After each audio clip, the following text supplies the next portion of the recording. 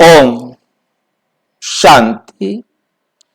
आज 18 मार्च 2024 आज की साकार मुरली रंगीन बड़े बड़े अक्षरों में पढ़ें, सुने और मंथन करें।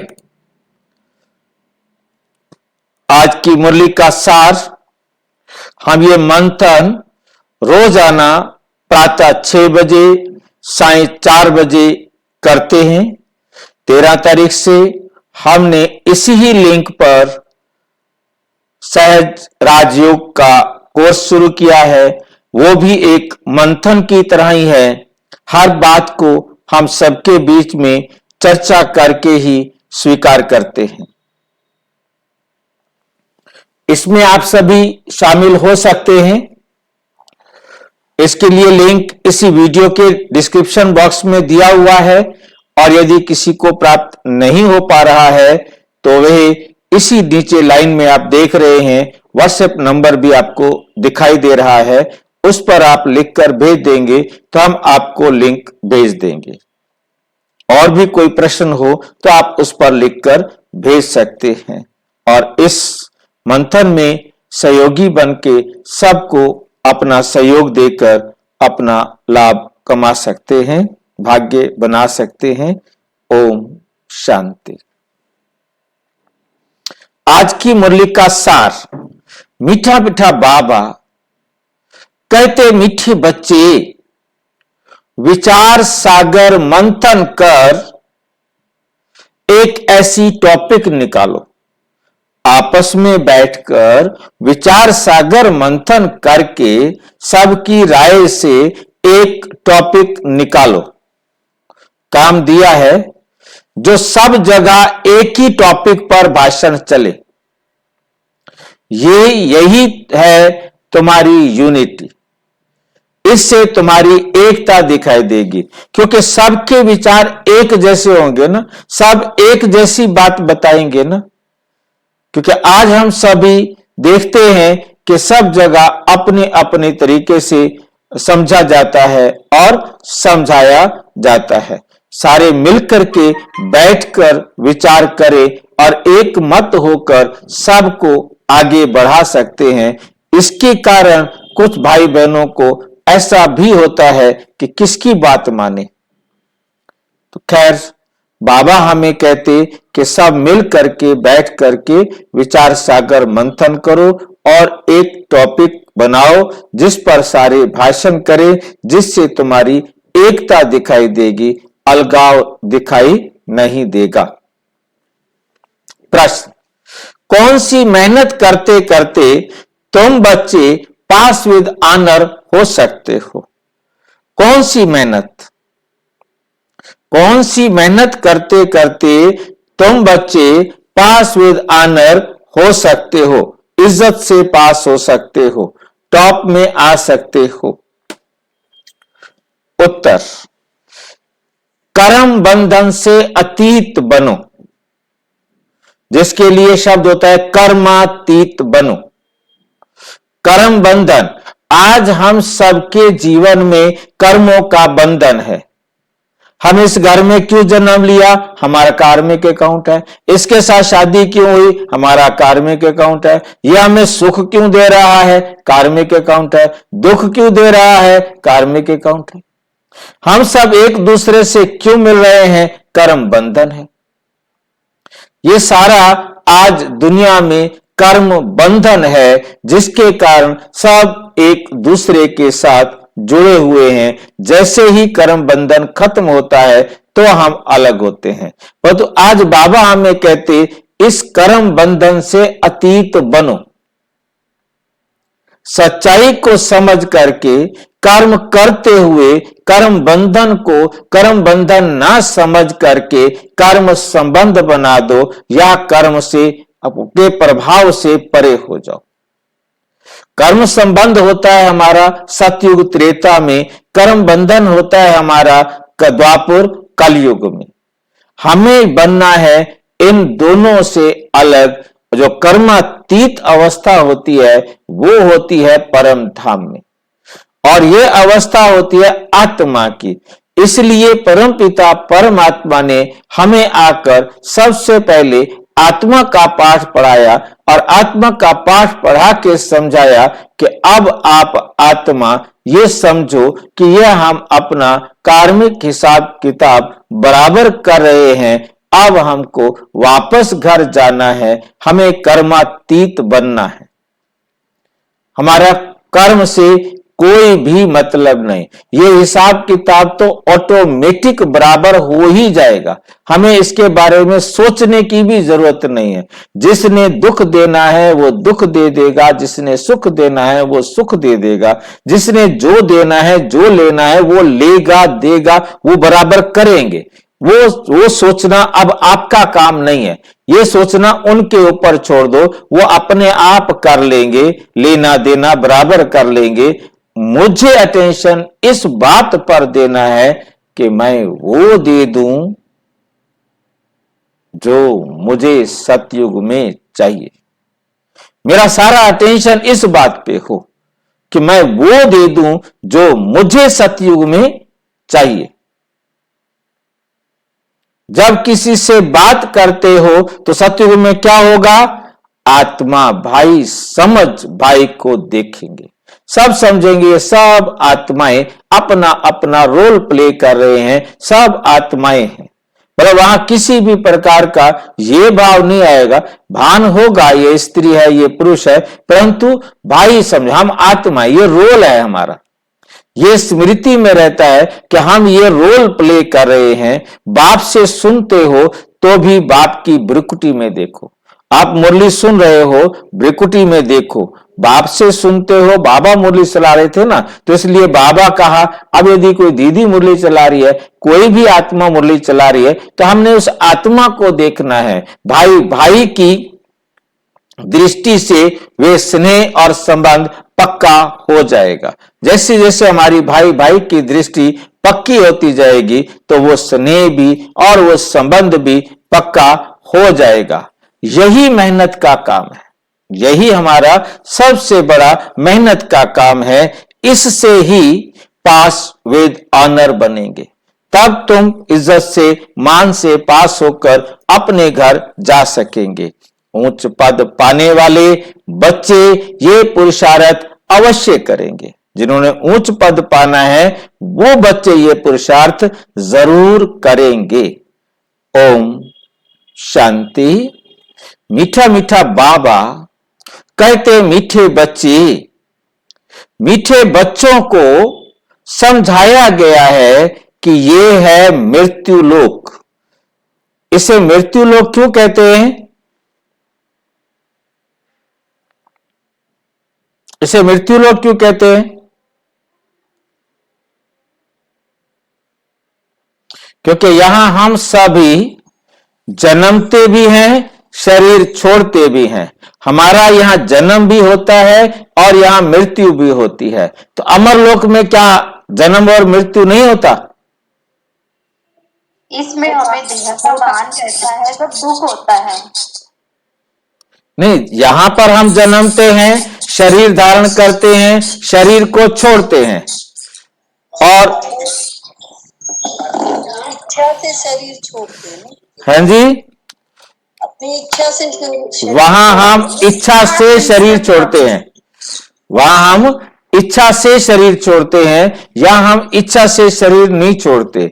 वहां कोई भी अपने आप को यह नहीं समझता कि मैं मर जाऊंगा। वहां कोई भी ये कभी नहीं समझता कि मैं मर जाऊंगा, क्योंकि यहां देह समझते हैं। देह समझने के कारण वे इसे मृत्यु लोक कहते हैं। मरते तो यहां भी नहीं, यहां भी तो हम आत्मा अमर हैं। हमने एक शरीर छोड़ा और जाकर के दूसरा शरीर ले लिया, परंतु सतयुग में हम अपने को स्मृति में रहते हैं कि हम अमर आत्मा हैं। हम ये शरीर छोड़ेंगे और जाकर दूसरा शरीर ले लेंगे। ये शरीर छोड़ेंगे और दूसरा शरीर जाकर के ले लेंगे। भक्ति मार्ग में दिखाते हैं, शंकर ने पार्वती को अमर कथा सुनाई। अब अमर लोक में तो तुम जाते हो, शंकर तो कथा सुनाते नहीं। अब आप अमर लोक में जा रहे हो, अब आपको कोई शंकर कथा सुना रहा है? हमें शंकर तो कोई कथा सुना ही नहीं रहा, हमें तो शिव बाबा आकर कथा सुनाते हैं। शिव बाबा आकर हमें कथा सुनाते हैं, शंकर तो हमें कथा सुनाते नहीं है। शंकर तो कथा सुनाते नहीं, कथा सुनाने वाला ज्ञान सागर एक ही बाप है। शंकर कोई ज्ञान सागर नहीं जो कथा सुनाएंगे, कोई शंकर है ही नहीं। शंकर को तो क्या दिखाया है? ना अंगा, शंकर के तो शरीर ही नहीं है। शंकर को कैसा दिखाया है? शंकर को कभी भी वस्त्र नहीं पहनाए। शंकर को तो हमेशा क्या दिखाया है? ना अंगा दिखाया है। उनका तो शरीर ही वंडरफुल रूप से दिखाया है कि उनके शरीर पर कोई वस्त्र ही नहीं, एकदम। अब नंगा का अर्थ क्या है? ना अंगा, बिना अंगों के, बिना शरीर के, परंतु उन्होंने उसको नंगा दिखाकर जंगल में बिठा दिया, कभी शहर में आने ही नहीं दिया। और कभी कहीं कथा सुनाता हुआ, कहीं भाषण करता हुआ, कहीं समझाता हुआ कहीं भी नहीं दिखाया कि शंकर जो है कहीं बैठकर किसी को ज्ञान सुना रहा हो। सिर्फ एक कथा लिख दी है कि एक अमरनाथ में कथा सुनाई थी। अब वो बर्फ की गुफा में बैठकर कोई कथा सुनाने की बात कोई भी मतलब नहीं है। हमें इस बात को बहुत अच्छी तरह से समझना है। ये सिर्फ भक्ति मार्ग की कहानी है और ना तो कोई शंकर था, ना है और ना होगा। और उस भक्ति मार्ग के आधार पर परमपिता परमात्मा ने हम सब आत्माओं को आकर्षित करने के लिए ये ब्रह्मापुरी, विष्णुपुरी, शंकरपुरी दिखा दी। बाकी सूक्ष्म वतन में कोई शंकर, ब्रह्मा या विष्णु नहीं है। इस बात को हम ही केवल समझ पाते हैं, बाकी समझ नहीं सकते। ऐसी ऐसी बातों पर तुम बच्चों को समझाना है। काल पर जीत कैसे पाई जाती है, ये जो नॉलेज है वह है अमर लोक, वो है अमर लोक, वो अमर बनाती है। ये ज्ञान है जो शिव बाबा हमें देते हैं, जिससे हम आत्माएं अमर बन जाती हैं। इससे आयु बड़ी होती है। वहां काल होता नहीं। कहां काल नहीं होता? सतयुग में कभी काल होता नहीं। वह आत्मा स्वयं अपना शरीर छोड़ती है। काल यहां भी कोई नहीं होता, काल वहां नहीं होता, काल यहां भी नहीं होता। ये बात भी हमें बहुत अच्छी तरह से समझनी है। काल का अर्थ होता है समय, काल का अर्थ है समय।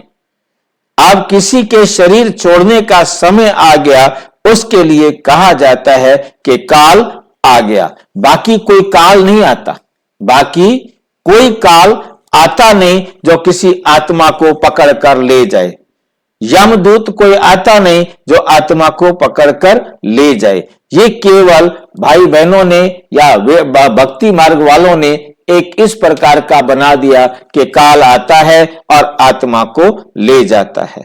वास्तव में कोई आत्मा को लेने के लिए नहीं आता। बाबा ने हमें समझा दिया, आत्मा एक तीखा रॉकेट है, वो एक ही सेकंड में इधर से शरीर छोड़ता है और उधर चला जाता है जहां उसका गर्भ तैयार है।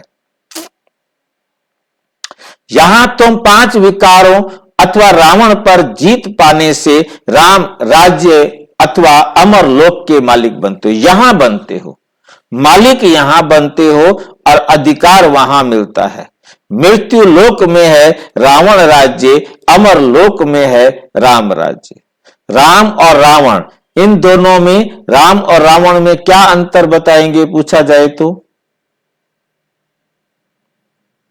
राम और रावण में क्या अंतर है? राम सुख देते हैं और रावण दुख देते हैं। ठीक है। और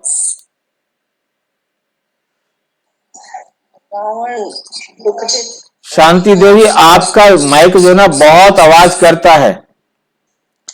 शांति। ओम शांति भाई जी। ओम शांति। कलयुग में राम, सतयुग में राम और कलयुग में रावण। सतयुग में होता है राम और कलयुग में होता है रावण।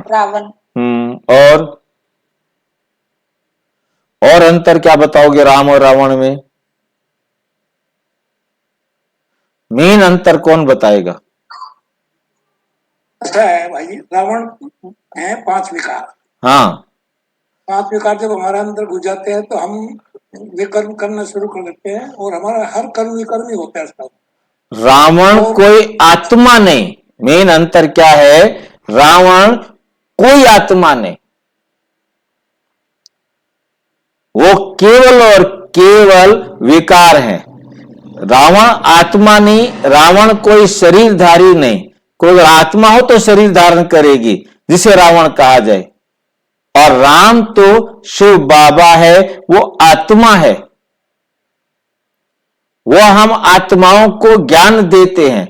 रावण कोई अज्ञान की बात भी नहीं बताता कि जो आकर के किसी को बताए कि तुम ऐसा करो।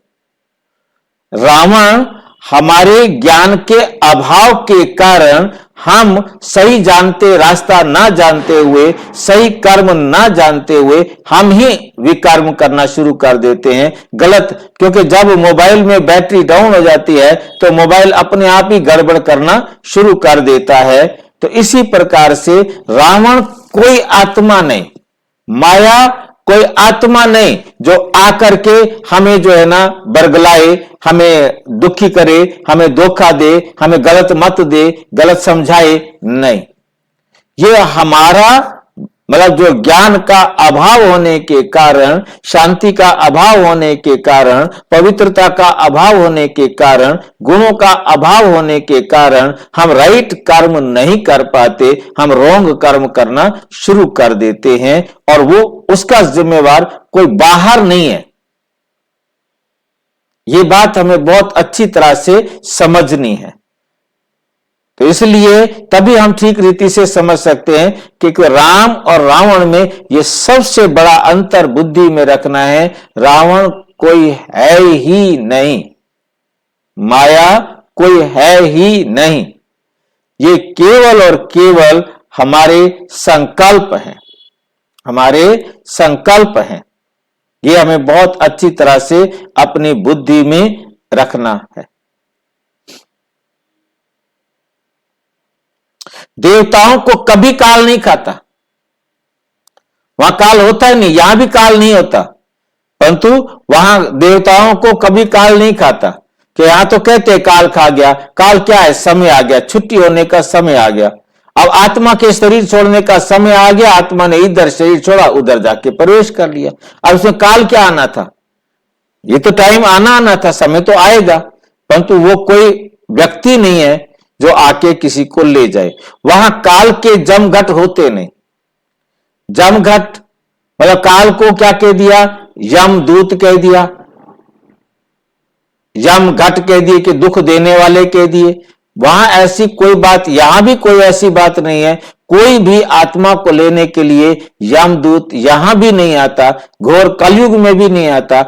आत्मा स्वयं अपने शरीर को छोड़कर जाती है।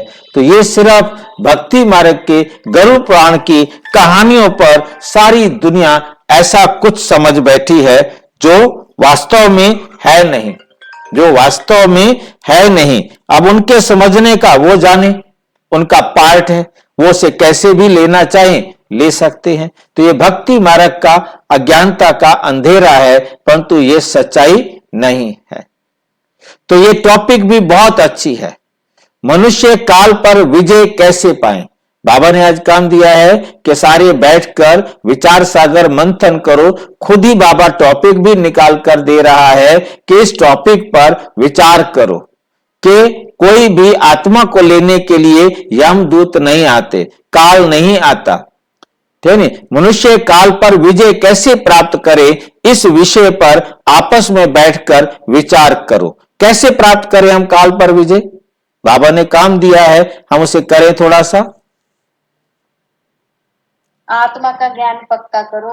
आत्मा का ज्ञान पक्का करो। आत्मा से एक शरीर छोड़ के दूसरा लेती है, उसमें काल कैसे खाएगी? वो तो अजर अमर है। आत्मा अजर अमर अविनाशी है। आत्मा एक शरीर छोड़ती है, स्वयं दूसरे शरीर को धारण करती है। कोई यमदूत नहीं होते, कोई काल नहीं होता। यम किसे कहा जाता है? किसको याद है? यम का अर्थ क्या होता है? यम का अर्थ क्या होता है? संस्कृत के शब्द यम का अर्थ है रुकना। यम का अर्थ है रुकना। यम आ गया। आत्मा जब तक शरीर में थी तो ये शरीर चल रहा था। आत्मा शरीर में से निकली तो ये शरीर चलता हुआ रुक गया। जब ये कहा गया कि आत्मा रुक गया तो रुक गई, तो संस्कृत में लिखा गया यम आगते, यम आ गया। अब क्योंकि आत्मा निकल गई है, शरीर कुछ कर ही नहीं सकता। अब उनको समझ में नहीं आया कि यम आ गया क्या मतलब होता है, और उन्होंने जो है यम आ गया का मतलब ले लिया कि आत्मा को पकड़कर यमदूत ले गया। उन्होंने एक यमदूत की कल्पना अपने अंदर कर ली और एक यमदूत बना दिया कि जो आत्मा को ले जाता है। वास्तव में कोई भी यमदूत आत्मा को ले नहीं जाता। यह हमें समझ में आ गया है। तो यमदूत उनको समझाना है और काल समझाना है। ये दो बातें हम समझाएंगे उनको तो समझ में आएगा कि ये बात तो ठीक है कि कोई यमदूत होता नहीं, कोई काल आता नहीं। कई आत्माएं कहती है हमें कोई दिखाई दे रहा है, वो भी दिखाई देना उसका पार्ट है। भाई जी, काल तो हो गया समय, समय आ गया दूसरे शरीर में जाने का। हाँ, तो इसमें कोई आया थोड़ा है। तो काल शब्द को डरावना समझ लेते वही काल को उन्होंने यमदूत के साथ में जोड़ दिया ना, क्योंकि यमदूत की कहानी के साथ जोड़ दिया। ये काल भी कोई आता है और वो यम को ही काल कह दिया उन्होंने, और वो आया और उसको लेके चला गया। समय ने तो आना था। भारत अमर लोक था। कितनी बड़ी आयु, कितनी बड़ी आयु थी। सर्प का मिसाल भी सत्युग के लिए है। एक खाल छोड़ दूसरी लेते हैं। इसको कहा जाता है बेहद का वैराग्य। जानते हैं सारी दुनिया का विनाश होने वाला है।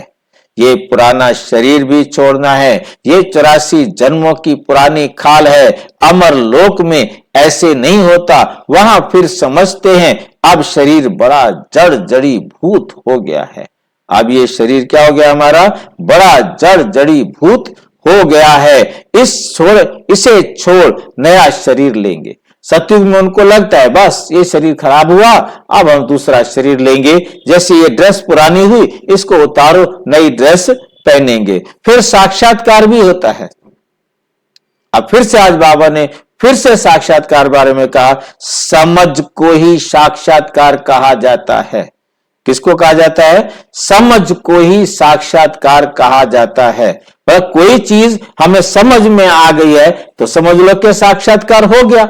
जैसे यमदूत हमें समझ में आ गया तो यमदूत का हमें साक्षात्कार हो गया, काल का हमें साक्षात्कार हो गया। अब हमें साक्षात्कार हो गया, हम उनको समझा दे।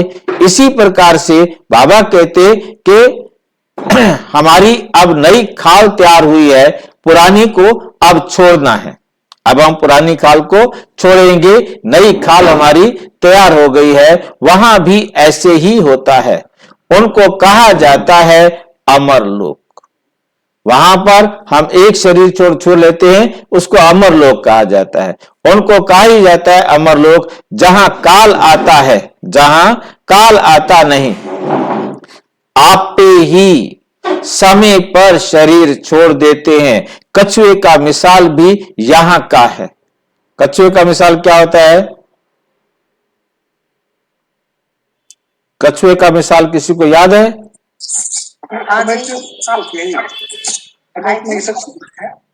कछुआ जब अपना खाने के लिए।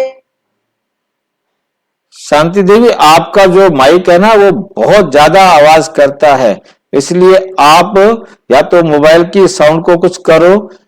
और कछुए का मिसाल भी यहां का है। कछुए के लिए बाबा कहते कि जैसे कछुए की विशेषता है, काम करना होता है तो अपने अंगों को फैलाता है, और जैसे ही काम खत्म हुआ फिर एकदम सारे अंग समेटकर बाबा की याद में बैठ जाओ।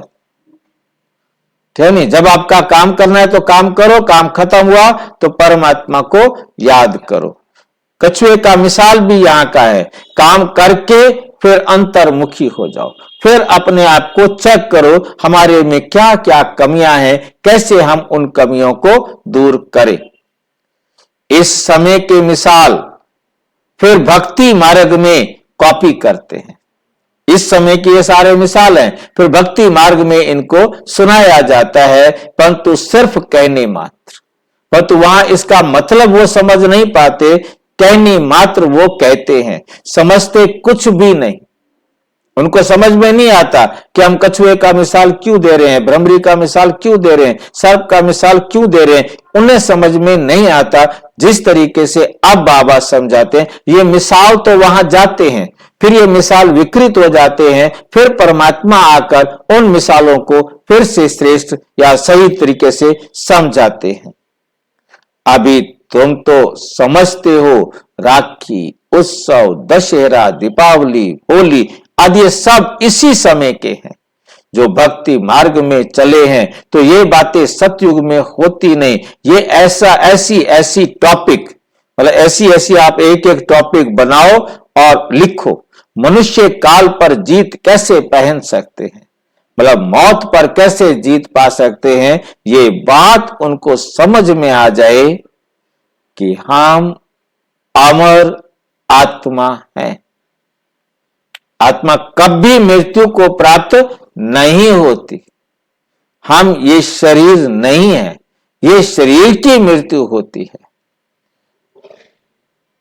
मृत्यु लोक से अमर लोक में कैसे जा सकते हैं, ऐसी बातों पर समझाने के लिए पहले लिखना पड़ता है। जैसे नाटक की स्टोरी लिखते हैं, आज फलाना नाटक है, तुम्हारी भी पॉइंट्स की लिस्ट हो, पॉइंट्स बनाओ, उसकी एक लिस्ट बनाओ। आज इस टॉपिक पर समझाया जाएगा।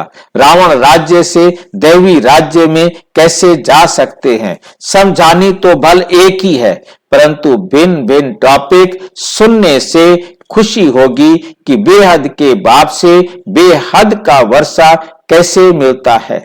जैसे सन्यासियों का अखबार में पढ़ता है, आज 125वां यज्ञ रचा है, उसमें ये सुनाएंगे। यहां ये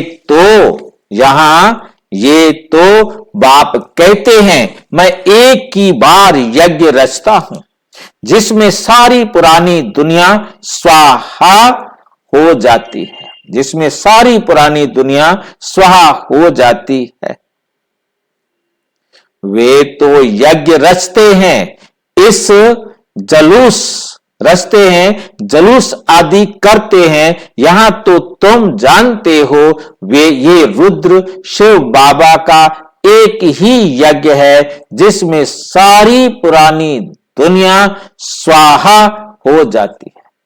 ये शिव बाबा का एक ही यज्ञ है, जिसमें सारी पुरानी दुनिया क्या हो जाती है, स्वाहा हो जाती है। नई दुनिया की स्थापना हो जाती है, पुरानी दुनिया स्वाहा हो जाती है और नई दुनिया स्थापना हो जाती है। तो पहले क्या होता है, दोनों में से स्वाहा होता है या स्थापना होती है? पहले स्थापना होती है भाई जी। अब बाबा ने यहां उल्टा बोल दिया ना।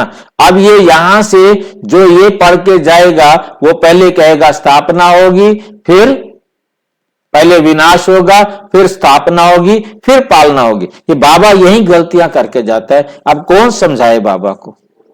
ये पढ़ेंगे, जो भाई बहन आएंगे उस धर्म वाले, वो आके पढ़ेंगे, वो इसी सीक्वेंस को ले जाएंगे। कहीं ना कहीं बाबा की बात को वो अपने तरीके से लेंगे और अपने तरीके से ही वहां जाकर ग्रंथ लिखेंगे। नई दुनिया की स्थापना हो जाती है और तुम जाकर देवता बन जाते हो। तो यहां हो गया विनाश, स्थापना, फिर पालना। ये भी बाप तुमको समझाते हैं, रचयिता बाप ही आकर अपना और रचना के आदि मध्य अंत का सारा ज्ञान देते हैं और राजयोग भी सिखाते हैं। सतयुग में है ही पवित्र देवताएं। सतयुग में कौन है? पवित्र देवताएं। वे राजाई भी करते हैं। उसको कहा जाता है आदि सनातन देवी देवता धर्म। उसको कहा जाता है आदि सनातन देवी देवता धर्म। ये भी टॉपिक रख सकते हो। बाबा कहते सनातन धर्म की स्थापना कब हुई, कैसे हुई? कि आदि सनातन सतयुगी देवी देवता धर्म की स्थापना कैसे हो रही है। ऐसे ऐसे बाबा आज टॉपिक पर बैठ करके चर्चा करने के लिए कह रहे हैं। आदि सनातन देवी देवता धर्म की स्थापना किसने की, कैसे हो रही है, कब की, विश्व में शांति कैसे स्थापन होती है, आकर समझो। ऐसे ऐसे टॉपिक हो, फिर उनको बैठकर समझाओ। परमपिता परमात्मा के सिवाय विश्व में शांति स्थापन करने की राय और कोई दे नहीं सकते। राय देने वाले को भी प्राइज मिलती है।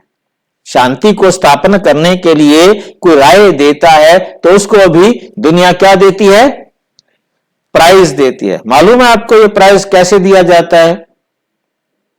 पीस प्राइज दिया जाता है ना।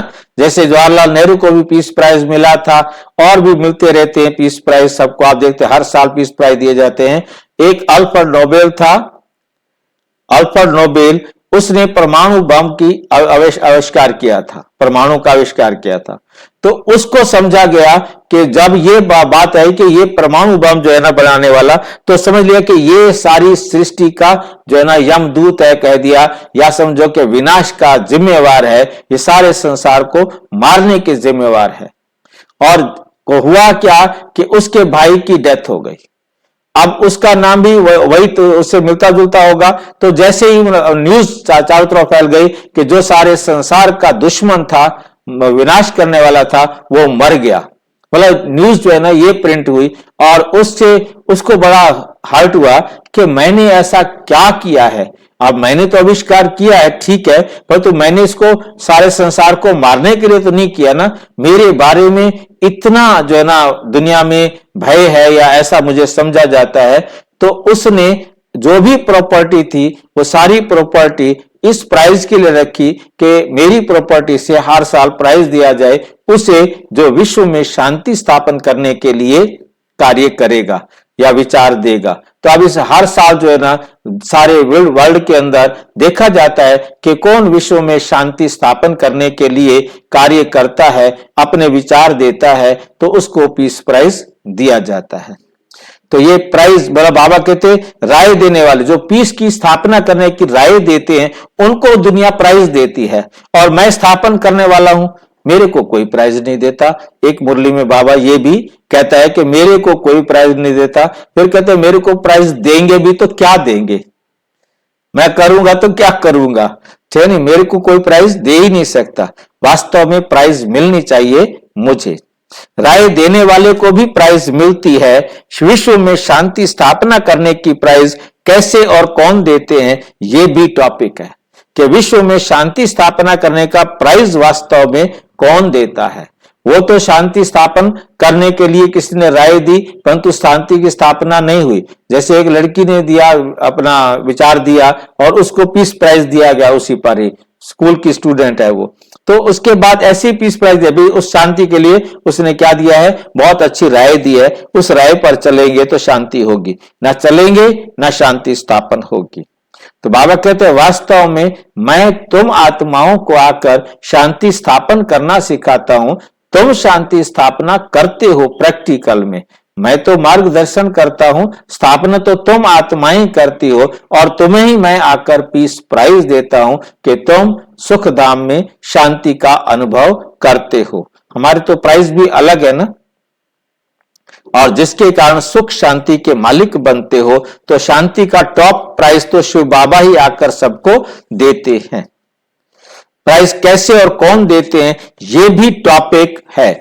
ऐसे विचार सागर मंथन कर टॉपिक निकालनी चाहिए। ऐसा प्रबंध हो जो सब जगह एक ही टॉपिक हो, मतलब एक जैसा भाषण हो, सबका कनेक्शन रहेगा।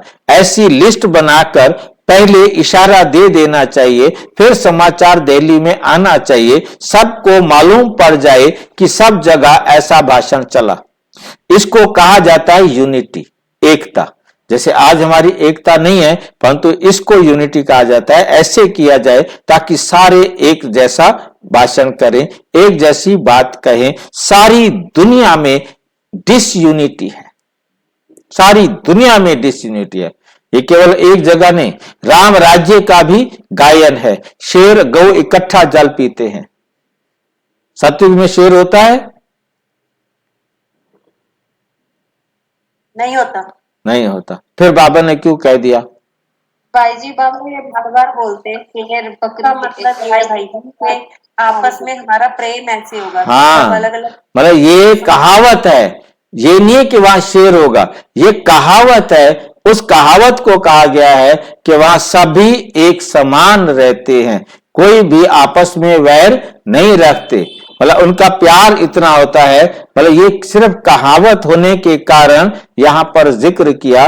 बाबा ने बाकी स्पष्ट कर दिया कि शेर सतयुग में होता ही नहीं है। तो वो कहते हैं शेर और गाय आपने क्यों दिखा रखे हैं? हमने चित्रों पर भी दिखा रखे हैं, मॉडल भी बना के खड़े कर रखे हैं। तो मतलब जल पीते हैं, तो वास्तव में बाबा ने कहा वहां कोई भी ऐसा गंध करने वाला, किसी को दुख देने वाला प्राणी नहीं होता।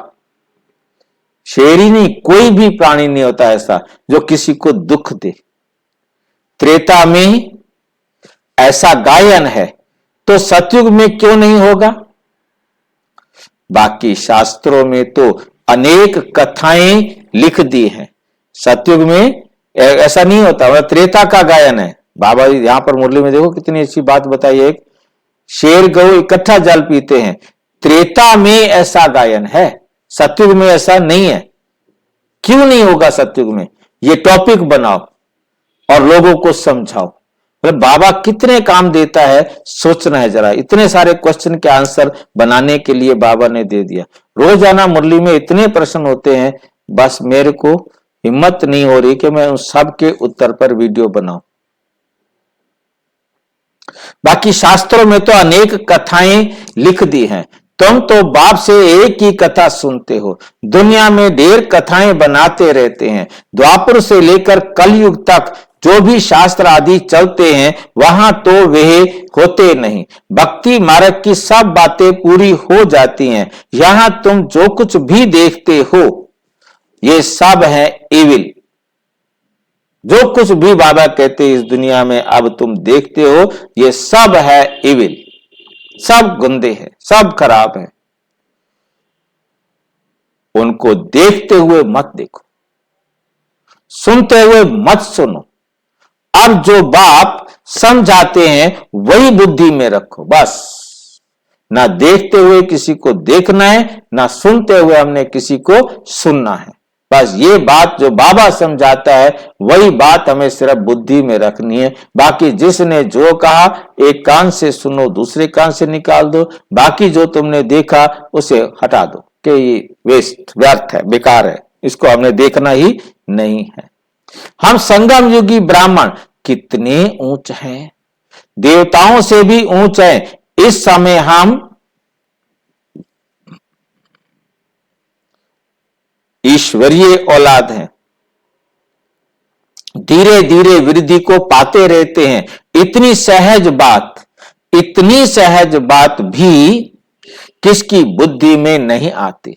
हम ईश्वरीय संतान हैं तो जरूर स्वर्ग के मालिक होंगे, तो हम जरूर स्वर्ग के मालिक होने चाहिए ना। क्योंकि वह बाप स्वर्ग की स्थापना करता है। हमारा बाप हमारे लिए स्वर्ग की स्थापना करते हैं। करोड़ों वर्ष कहे देने कारण कोई बात याद नहीं रहती, कोई भी बात याद नहीं रहती। बाप आकर याद दिलाते हैं, ये तो 5000 वर्ष की बात है। तुम देवी देवता थे, अब फिर तुमको वही बनाते हैं। सम्मुख सुनने से कितनी खुशी और रिफ्रेशमेंट आ जाती है।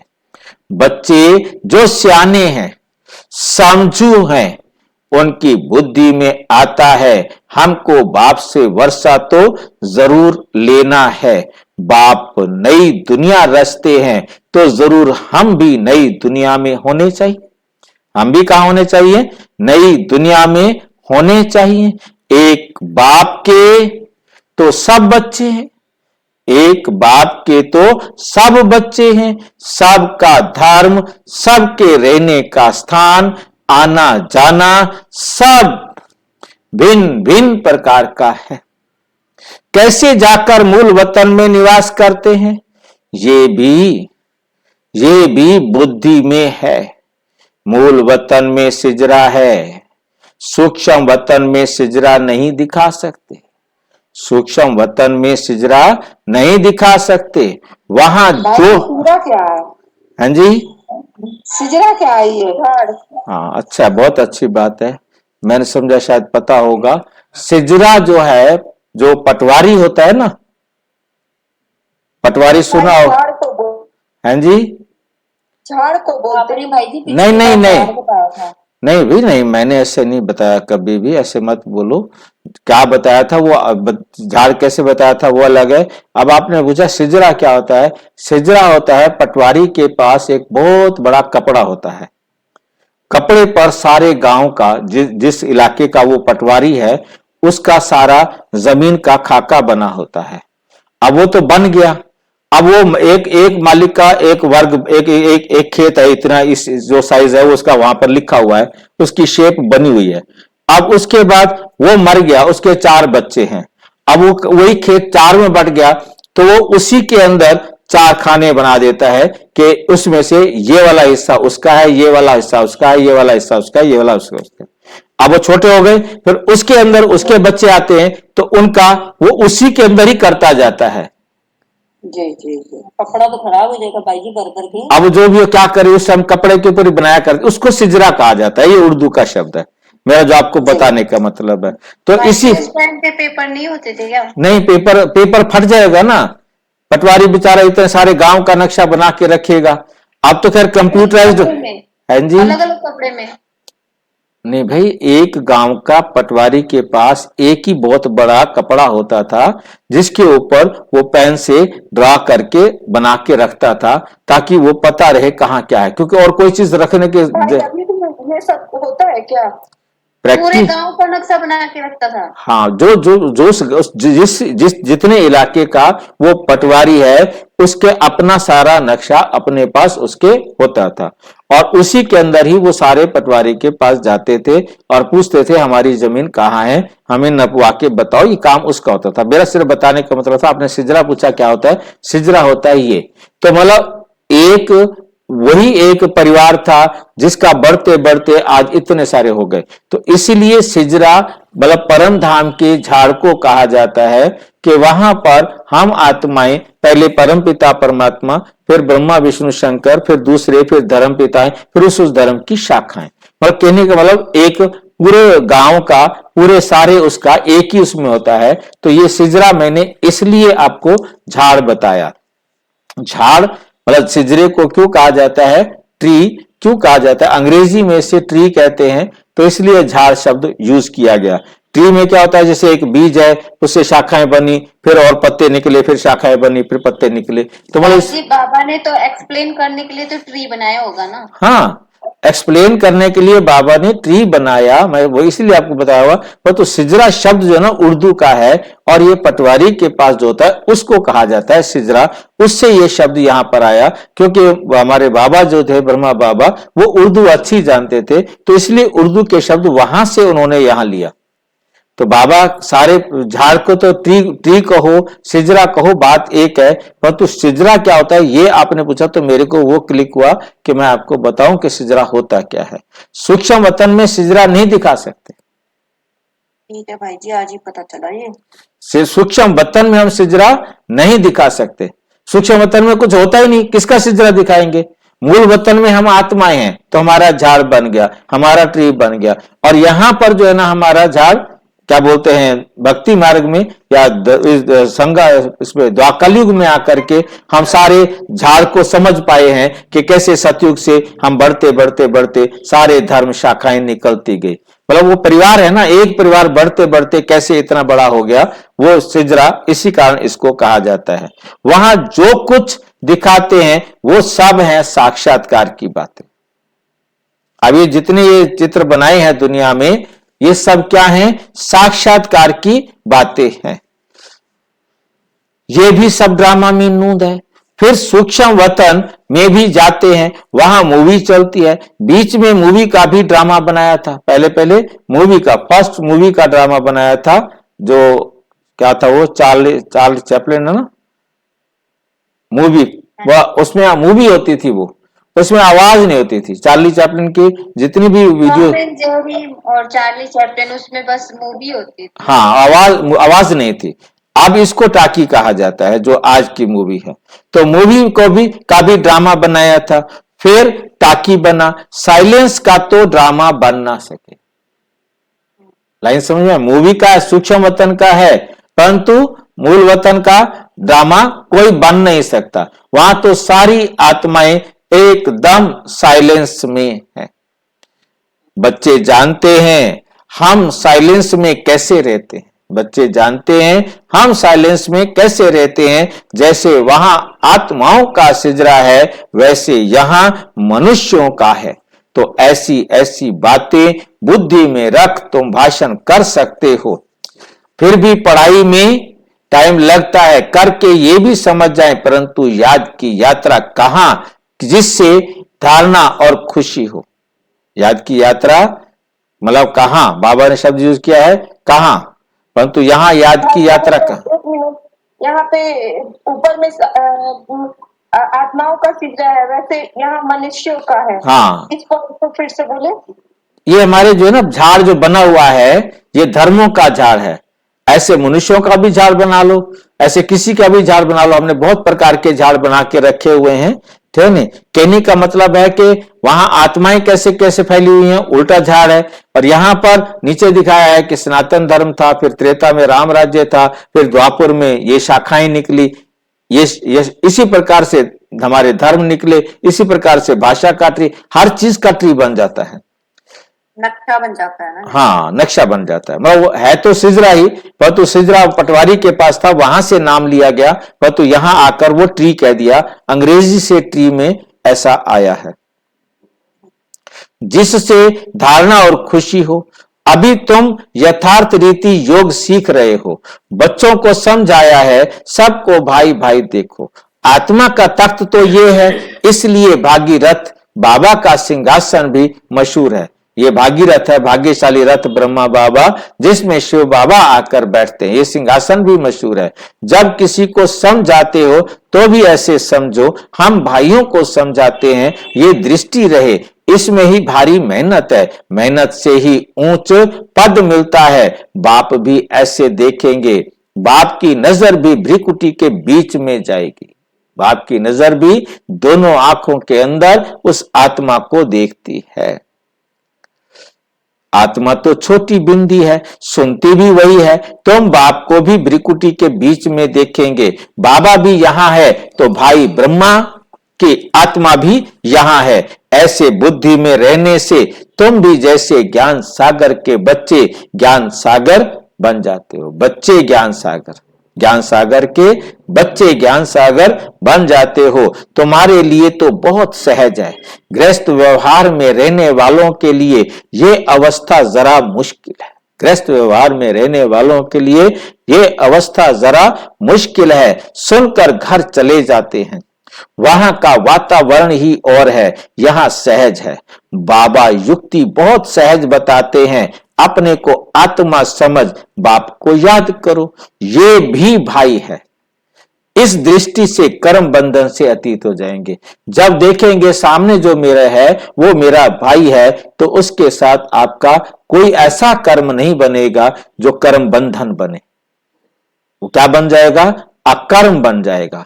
आत्मा देखेंगे, आत्मा समझकर उसके साथ अपना कार्मिक अकाउंट बनाएंगे, तो आप ऐसा कार्मिक नहीं अकाउंट बनाएंगे जिससे दुख लेना पड़े, क्योंकि दुख वाले कर्म को कर्म बंधन कहा जाता है।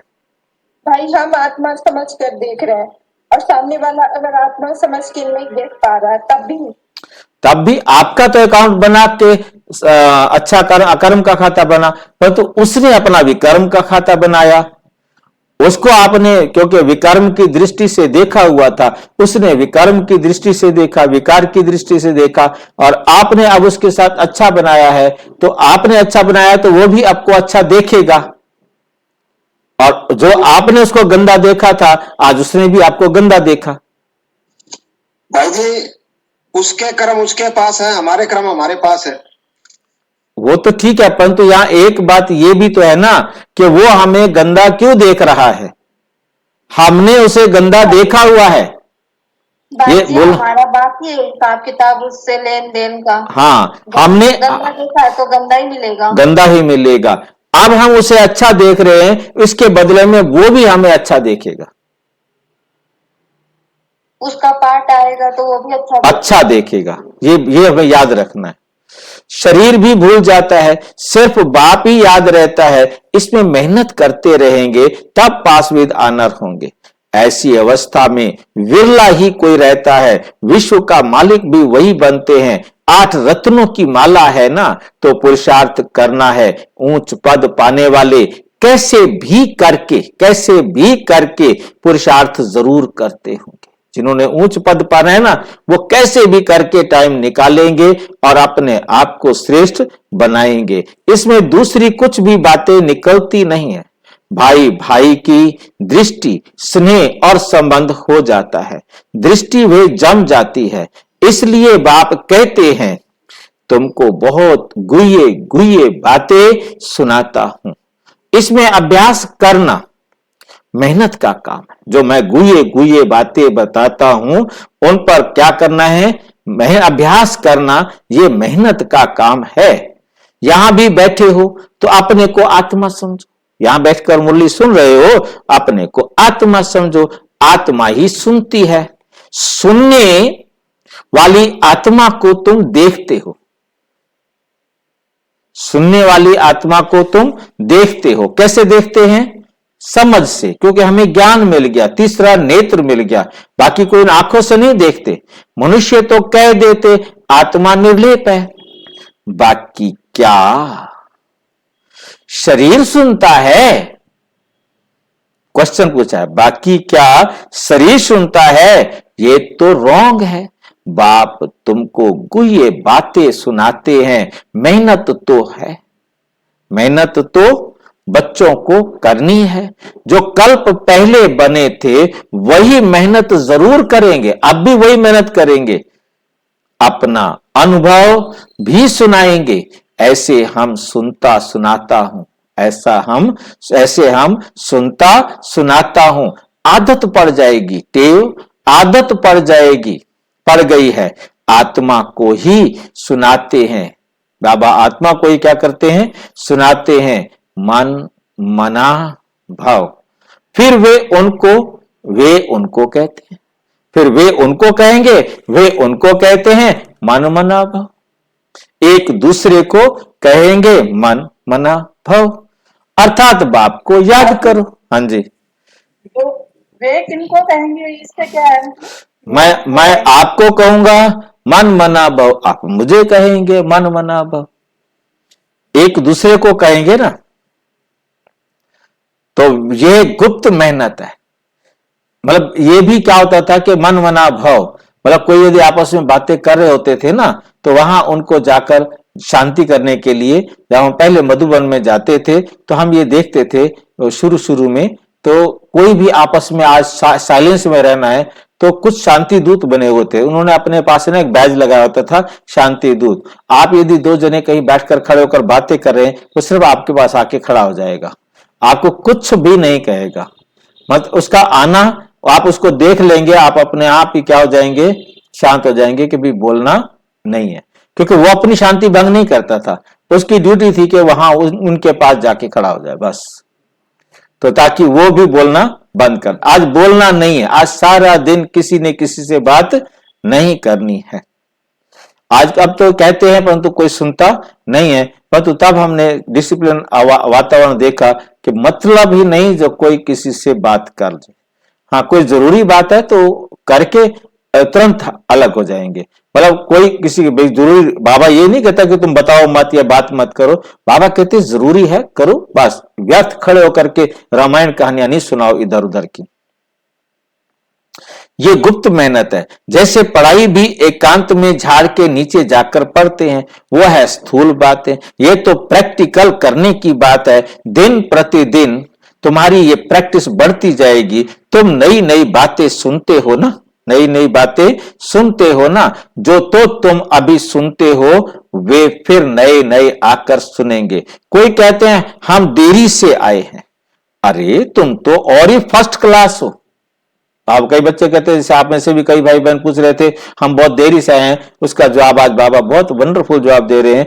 बाबा हम तो बहुत देरी से हैं, अरे तुम तो और ही फर्स्ट क्लास गुये गुये बातें सुनते हो। जो पुरुषार्थ करने से ही ऊंच पद मिलता है, और ही अच्छा है। माया तो पीछा। शांति भाई जी। हाँ जी, ओम शांति। ओम शांति। जैसे आपने भी कहा कि फालतू की बातों में नहीं आओ, जैसे बाबा भी बोलते हैं कि सिर्फ ज्ञान पे ध्यान दो। तो जिस हिसाब से बाबा कहते हैं वो चलना तो क्या, देखो ठीक है अपनी तकदीर ही बनाना है, पर फिर हम दुनिया वालों को पसंद नहीं आते।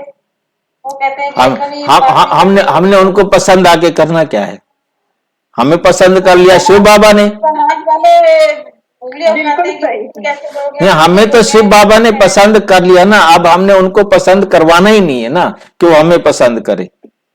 युक्त युक्त चलना पड़ेगा, थोड़ा जरूरत नहीं, आपको बाबा ने पसंद किया है, आप बाबा के अनुसार बन जाएंगे तो वो तो आपको वैसे ही पसंद करेंगे। जब आप बाप समान बनेंगे तो वो पसंद बनने में तो खैर बहुत टाइम है, तो इतनी टाइम है तो हम यदि उनको आकर्षित अपनी तरफ करेंगे कि वो हमें देखें, तो फिर बाबा हमें कैसे देखेगा? बाबा के हम नहीं बन पाएंगे ना। हम उनकी कोई ना कोई बात मानेंगे तो हम उनको अच्छे लगेंगे, और हम उनको अच्छा लगने के लिए उनका कहना मानेंगे तो फिर बाबा हमें मना कर देगा कि जाओ उसी के पास जाओ। जी उनके बात है ना, मानेंगे जब भी अच्छे लगते हैं, मानेंगे नहीं तब तक अच्छे नहीं लगेंगे। जब हम उनका कहना मानेंगे तब हम उनको अच्छे लगेंगे ना। एक बात मत मानो फिर अच्छे नहीं लगेंगे। फिर क्यों अच्छे लगेंगे? तो जब हमने उनको अच्छा लगना नहीं है, हमने में बाबा चलता रहे बस। बहुत दिन हो गए उनको अच्छे लगते हैं और बाबा को अच्छे लगने हैं। हाँ, बस बाबा को अच्छे लगेंगे तो हमारा व्यवहार ऑटोमेटिक इतना श्रेष्ठ हो जाएगा कि वो उनको भी हम अच्छे लगेंगे। ये ध्यान रखना हमें। माया तो पिछाड़ी तक छोड़ती नहीं है, माया की लड़ाई चलती रहेगी जब तक तुम जीत पहनो। फिर अनायास ही तुम चले जाएंगे। फिर तुम क्या होंगे? अनायास ही चले जाएंगे। जो जितना याद करेंगे समझेंगे हम जाते हैं, समझेंगे हम जाते हैं बाप के पास। किसके पास जाते हैं? बाबा के पास जाते हैं। शरीर छोड़ देते हैं। बाबा ने देखा है ऐसे ब्रह्म में लीन होने का लक्ष्य रखने वाले, ऐसे ब्रह्म में लीन होने का लक्ष्य रखने वाले जब शरीर छोड़ते हैं तो सन्नाटा हो जाता है। बाकी मोक्ष तो कोई पाता नहीं है, मोक्ष तो किसी को भी नहीं मिलता है ना, वापिस ही जाते हैं। नाटक में तो सब एक्टर्स होते हैं ना, नाटक में तो सब एक्टर्स चाहिए ना। अंत में सब आ जाते हैं, जब एक भी नहीं रहेगा तब वापस जाएंगे। जो भी मनुष्य मात्र हैं सब चले जाएंगे, बाकी थोड़े बचेंगे। वे कहेंगे सबको सी ऑफ किया, जो थोड़े बचेंगे ना, वो कहेंगे हमने सबको सी ऑफ किया। जो थोड़े से बचेंगे, इस समय सतयुग की स्थापना हो रही है, कितने करोड़ों मनुष्य हैं। बाबा ने तो बोला था ना कि वो उनका तो शरीर ही रहेगा, वो सी ऑफ कैसे करेंगे? भाई सबको भेज के फिर शरीर छोड़ के जाएंगे ना, जाना तो सबने भाई एक ही सेकंड में है, अगला सेकंड तो किसी को भी नहीं मिलना। तो सी ऑफ कौन करेगा? मतलब वो स्वेच्छा से शरीर को छोड़ेंगे, बाकी रो रो के शरीर को छोड़ेंगे। सी ऑफ करने वाली बात नहीं, सिर्फ बाबा वैसे भावना के हिसाब से बता रहे हैं, बाकी तो एक सेकंड में सबने जाना है ना, ये बात हमने कभी भी भूलनी नहीं है।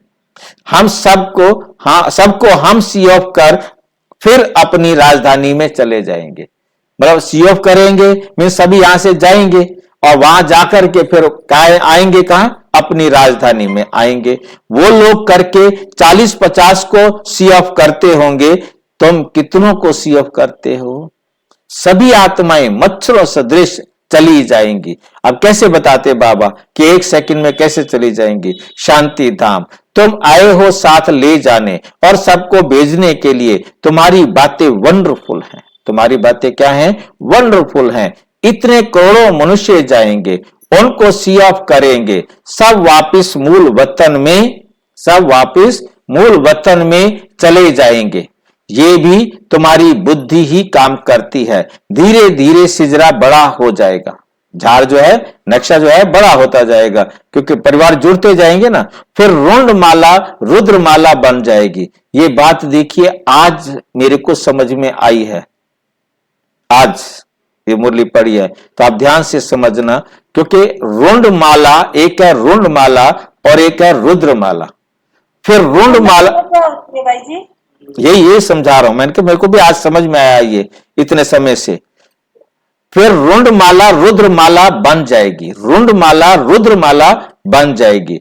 हालांकि दोनों लगभग एक है बात, परंतु थोड़ा सा डिफरेंस है जो आज मुझे स्पष्ट हुआ है। रुद्रमाला मीन्स रुद्र कहा जाता है शिव बाबा को। शिव बाबा के गले का हार बनती है सारी आत्मा। हैं जी, टाइम हो गया, 5 बज के ऊपर टाइम हो गया। हाँ ध्यान रखें टाइम का। हाँ तो सारी किस ठीक है, सारी रुद्र आत्माएं वो क्या हैं? शिव बाबा के गले का हार है। सारी आत्माएं शिव बाबा के गले में जानी है। तो रुद्रमाला है सारी आत्माओं की माला। अब रुंडमाला क्या है? जब आत्माएं शरीर धारण करती हैं तो उसको कहा जाता है रुंडमाला। रुंड में मतलब सिर होता है हमारा, जो रुंड में रुंड माला होती है वो सिर धारण की, सिर पहना हुआ होता है। तो सिर रुंड की माला जो है ना, फिर रुंड माला रुद्र माला बनती है। जो पहले क्या थी? धीरे धीरे सिजरा बड़ा होता जाता है। जो जिन्होंने शरीर धारण किया हुआ था, रुंड जिन्होंने धारण किया हुआ था, सारी आत्माओं ने शरीर धारण किया हुआ है। सारी आत्माएं शरीरधारी जो थी वो शिव के गले का हार बन जाती हैं। और फिर ये बात भी तुम्हारी बुद्धि में है कि रुद्रमाला फिर रुंडमाला बनेगी। सारी आत्माएं जो शिव के गले का हार बनी हैं वो फिर शरीरधारी भी बनेंगी। लाइन समझ में आई? रुंड तब कहा जाता है जब शरीर हो। आपने देखा होगा कि दुर्गा के गले में वो सिर लटके हुए दिखाते हैं, उसको रुंडमाला बोलते हैं। आत्माओं को रुंडमाला नहीं बोलेंगे, आत्माओं को बोलेंगे रुद्रमाला, और जब शरीर धारण करते हैं तो उसको बोलेंगे रुंडमाला। तो ये अंतर समझना है दोनों में कि रुद्रमाला रुंडमाला कैसे बनती है। तुम्हारे में भी जो विशाल बुद्धि है वही इस बात को समझ सकते हैं। अनेक प्रकार से बात समझाते रहते हैं। याद करने के लिए हम रुद्रमाला में जाकर रुंडमाला में आएंगे। पहले शिव बाबा के गले का हार बनेंगे, फिर इस संसार में देह धारण करके रुंडमाला में आएंगे। फिर नंबरवार आते रहेंगे, नंबरवार सारे आते रहेंगे। कितनी बड़ी रुद्रमाला बनती है, इस ज्ञान को कोई भी नहीं जानते। शुरू से लेकर इस ज्ञान को कोई जानते नहीं। तुम संगम युगी ब्राह्मण ही जानते हो। इस संगम युग को याद करो तो सारी नॉलेज बुद्धि में आ जाएगी। तुम हो लाइट हाउस, सबको ठिकाने पर लगाने वाले। तुम कैसे अच्छे लाइट हाउस बनते हो, ऐसी कोई बात नहीं जो तुमसे लागू ना होती हो। तुम सर्जन भी हो, तुम शराब भी हो। धोबी भी हो, खूबियां विशेषताएं तुम्हारे में सारी आ जाती हैं, महिमा तुम्हारी भी हो जाती है, परंतु नंबरवार पुरुषार्थ अनुसार जैसे जैसे कर्तव्य करते हो ऐसा ऐसा गायन होता है। बाप तो डायरेक्शन देते हैं, उस पर विचार करना, सेमिनार करना तुम बच्चों का काम है। बाबा कोई मना नहीं करते हैं। अच्छा, बहुत सुनाने से क्या फायदा? बाप कहते हैं मन मना भाव। बाबा तुम्हें कितनी तरावटी माल खिलाते हैं। तरावटी माल से होता है ना, ताकत वाला। अच्छा, मीठे मीठे सिक्की लधे बच्चों प्रति माता पिता बाप दादा का याद प्यार और गुड मॉर्निंग। रूहानी बाप की रूहानी बच्चों को नमस्ते। हम रूहानी बच्चों की रूहानी बाप दादा को नमस्ते नमस्ते नमस्ते। धारणा के लिए मुख्य सार सदा नशा रहे कि हम संगम युगी ब्राह्मण देवताओं से भी ऊंचे हैं, क्योंकि अभी हम ईश्वरीय औलाद हैं। हम मास्टर ज्ञान सागर हैं। खूब सभी खूबियां इस समय हमारे में भर रही हैं। जो बाप समझाते हैं वह बुद्धि में धारण रखना है। बाकी कुछ भी सुनते हुए मत सुनो। जो बाबा सुनाता है ना, वही केवल बुद्धि में रखो। बाकी दुनिया कुछ भी सुनाए उसे सुनते हुए भी ना सुनो, देखते हुए भी ना देखो। Hear no evil, see no evil, do no evil, talk no evil, think no evil. आज का वरदान है ईश्वरीय सेवा द्वारा वैरायटी मेवा प्राप्त करने वाली अधिकारी आत्मा भाव। जो ईश्वरीय सेवा से वैरायटी मेवा आपको मिलेगा, जिसके आप आत्मा क्या बनेंगे? अधिकारी। कहा जाता है करो सेवा तो मिले मेवा। ईश्वरीय ज्ञान देना ही ईश्वरीय सेवा है। जो ये सेवा करते हैं उन्हें अतीन्द्रिय सुख का, शक्तियों का, खुशी का वैरायटी मेवा मिलता है। आप ब्राह्मण ही इसके अधिकारी हो, क्योंकि आपका काम ही है ईश्वरीय पढ़ाई पढ़ना और पढ़ाना, जिससे ईश्वर के बन जाए। तो ऐसी ईश्वरीय सेवा करने से ईश्वरीय फल के अधिकारी बन गए।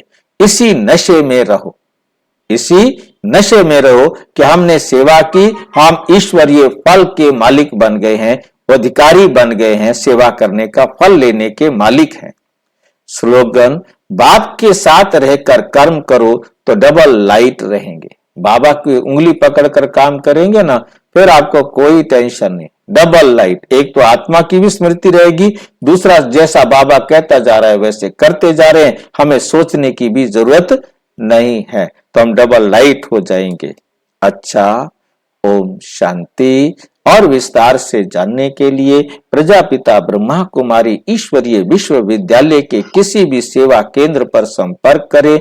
और यदि कोई प्रश्न है तो 9213106986 पर केवल टेलीग्राम करें। 9650692270 पर केवल व्हाट्सएप करें, फोन नहीं। ओम शांति।